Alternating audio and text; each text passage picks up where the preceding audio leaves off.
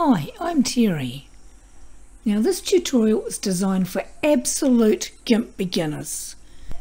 So if you've got a little computer or GIMP knowledge, be forewarned you might find it very slow and boring. This is a GIMP beginner's guide to the rectangle, ellipse and the free select tools in GIMP 2.10. With these tools, you can select a specific area on your canvas or image to confine your editing to. Now before we start, we're going to reset the tool options back to their default settings. GIMP 2.10 does not do this automatically. Now if you look along the bottom of your tool options panel, there are 4 buttons. Hover over them and find the one that says Reset to Default Values, Shift Reset All Tool Options. In my case, it's the last button. Now hold down your Shift key and click on the button. Then click on Reset in the dialog box. Now to keep it simple here, we're going to work on a blank canvas, not an image. So to open a new blank canvas, click on File in the menu bar and come down and click on New. Now we'll accept the default settings, so just click on OK. Now the first tool we'll look at is the Rectangle Select tool, which should be the first tool in your toolbox.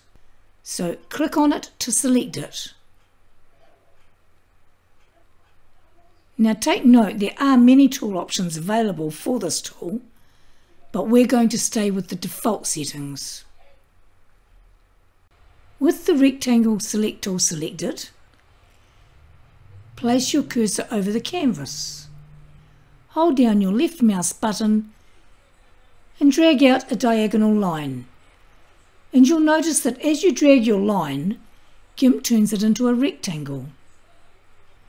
Now while your mouse button is down, the edge of the rectangle appears to be solid. However, when you release your mouse button, it becomes animated and appears to be running around the rectangle. This is what's referred to as the marching ants. And these marching ants indicate that an area is selected and active, so you can only edit within that selected area. Now before you edit inside the rectangle, you can still change its size or shape. Simply place your cursor into a corner, hold down your left mouse button and drag it in or out. And you can also reposition it. Place your cursor in the center, hold down the left mouse button and you can drag it around the canvas.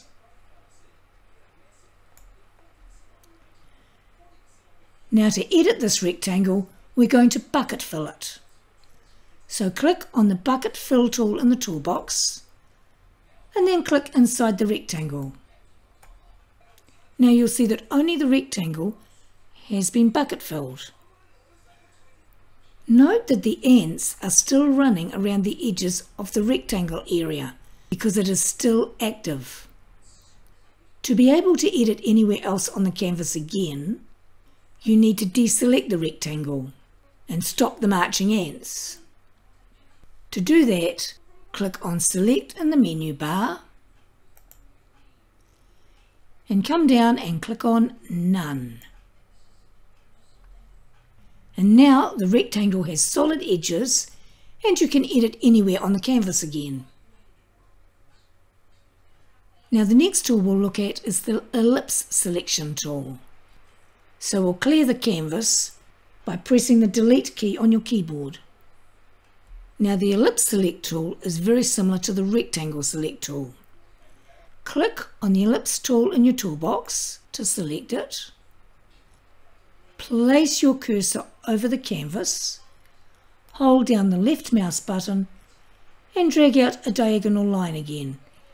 But this time, GIMP creates an ellipse from your line. Now, like the rectangle select tool, you can place your cursor into a corner and resize or reshape it. And you can place your cursor into the center and drag it around your canvas or image. And again, click on the bucket fill tool and then click inside that selected active area.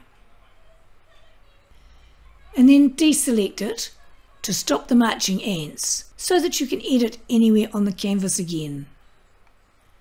So click on Select and None. Or clear that canvas again by pressing the Delete key on your keyboard.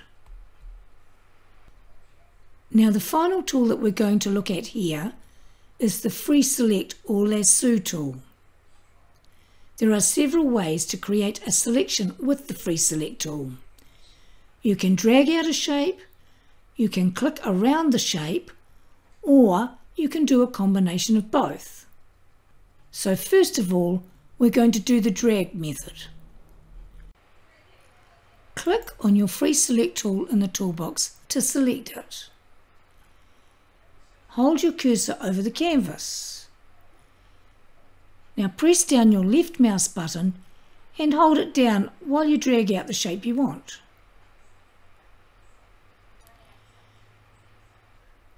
To complete the shape, keep dragging around until your cursor is over the start point and then release the mouse button. Now you've created the shape, but it still has solid edges. It is not activated yet. Now to activate it and start the marching ants, you can either double click in it, you could press your Enter key on your keyboard, or you could click on another tool in the toolbox. So let's just double click in the center of it. And now it's active. And to edit it, we'll bucket fill it again. So click on the bucket fill tool in your toolbox and then click inside the shape. Then, to be able to edit anywhere on the canvas again, deselect it. Click on Select and None. And that stopped the marching ants again. So that was the dragging method. So clear the canvas by pressing the Delete key on your keyboard. And this time we'll look at the clicking method. So click on the Free Select tool again to reselect it. Place your cursor over the canvas and click and release your left mouse button. Move your cursor and click and release the mouse button again. Move your cursor again and click and release again. And do that all the way around the shape you want.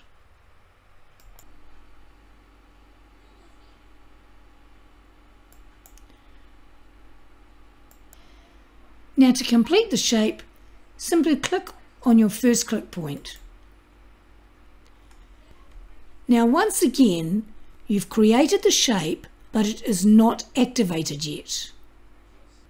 To activate it, you simply double click inside it, select another tool in the toolbox, or press the Enter key on your keyboard. And before you activate it, if you decide that you don't like that shape, you can backspace it. So let's double click in the center of it to activate it. And then we'll edit it again with the bucket fill tool. So click on the bucket fill tool in the toolbox and then click inside the shape.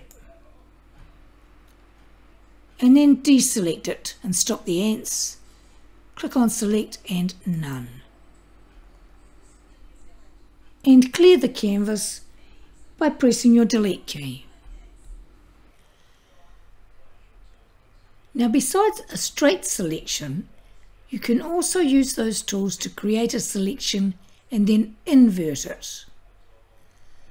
This means that everywhere except the original selection becomes active. We'll use the Free Select tool again. So click on the Free Select tool to select it. Then click out a shape on your canvas.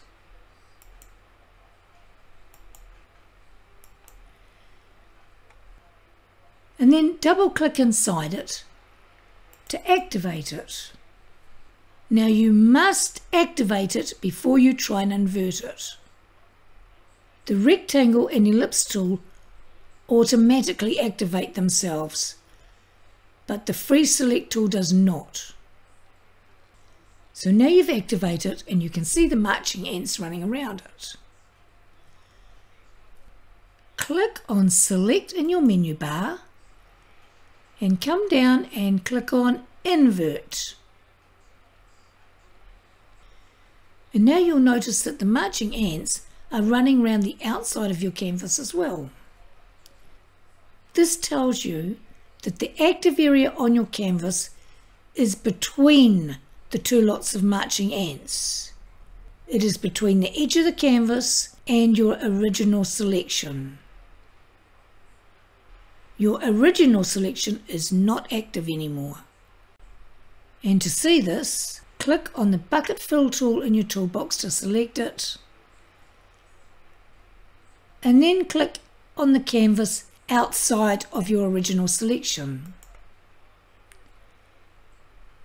and it will bucket fill, but your original selection will not.